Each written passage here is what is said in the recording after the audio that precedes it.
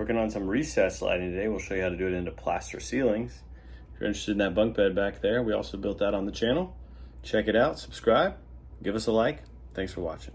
All right, today we're gonna do a quick one on recessed lighting in a plaster ceiling. So for those of you who have an older house with plaster in it, it's a little bit of a tougher job. You can't just cut these with a razor knife. So how can you put this hole in there? A couple different ways to do it.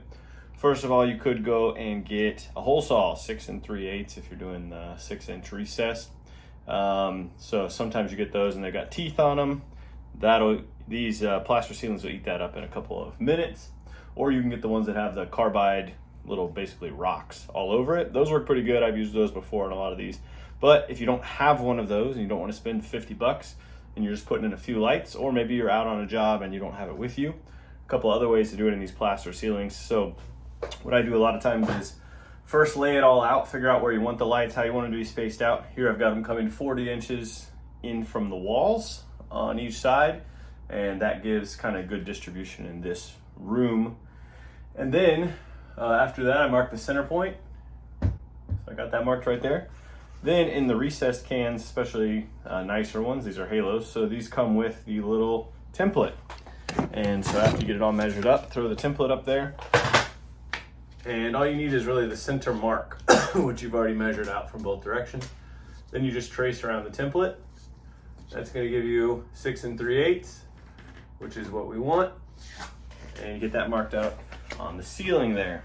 You can't cut these with a razor knife. The plaster ceilings are too hard. And so you can see here, they got multiple layers here, and then on the very outside, kind of this hard layer. And so you'll be cutting on that for all day. You'll just dull your razor knife if you try to cut that. So what I do a lot of times, as you can see here, I just go around and I'm gonna use just a masonry bit in my drill. And I will actually just drill every maybe 1/4 to 1/8 of an inch going around the circle. And then when you get that done, you can actually just knock it out, and it knocks the whole thing like this out. The edge will be a little bit rough, and that's when you can take the razor knife, because the inside of this is actually rather soft. It's just the outside is the hard part.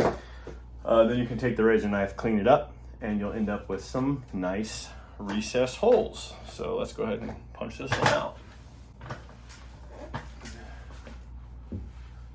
Oh, I also didn't say, one thing I usually do, I've already done it in this room, so I'm not gonna do it right now, is I'll usually start by going across this to make sure, if I don't know exactly where the trusses or the rafters are here, I'm gonna go across it and make sure that I'm where I think I am. I've usually looked up in the attic already, measured this all out, but I wanna make sure I'm not gonna hit the edge of one or end up right on the edge of one when I'm putting this in. So I'll just punch straight across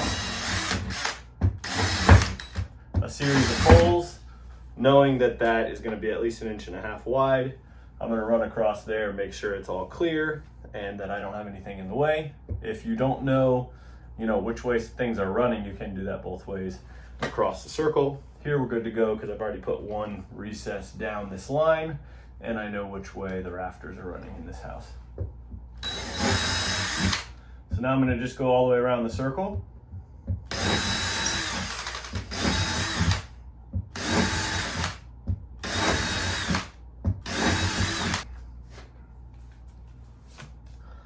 And it's gonna be a dusty mess, so make sure you got a drop cloth down, probably want a respirator.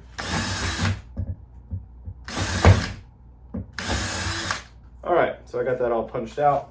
You can see I just went basically every 1/4 inch all the way around there. If you end up with any big gaps between them, you can always go back and add one.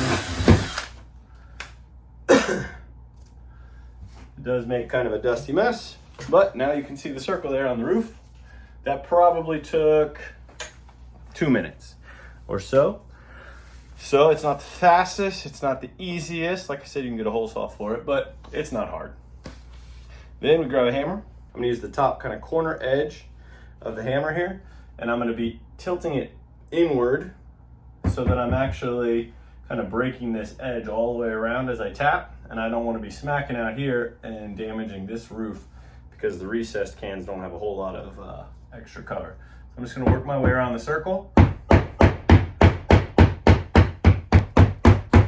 Then it starts to let loose. You can feel the whole thing kind of going in a little bit.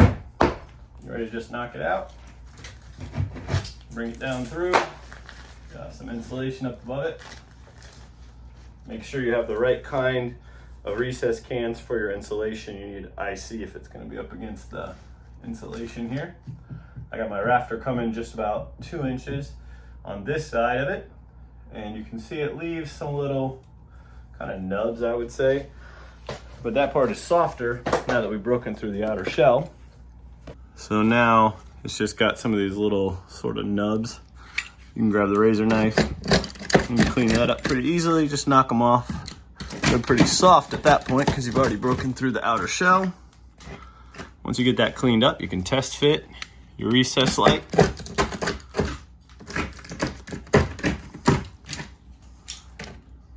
So once you get it all cleaned up, you can go ahead and test fit your recess light. Usually I'll just kind of look for my pencil mark and make sure none of these little nubs are sticking past that.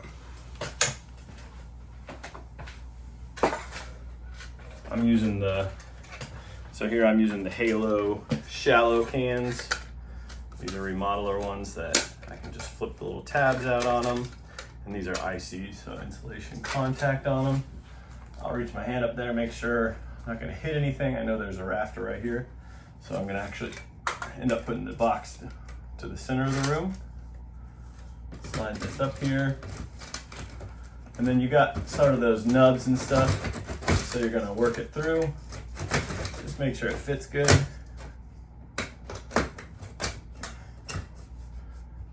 Should have a nice clean fit. No extra marks or anything like that, no extra gaps. That one fits good. Then I'll pull that back out and wire it. But that's how you can put recessed lighting in an old plaster ceiling, even without a hole saw. All you need there is just that little. We used a 1/4 inch masonry bit on that one.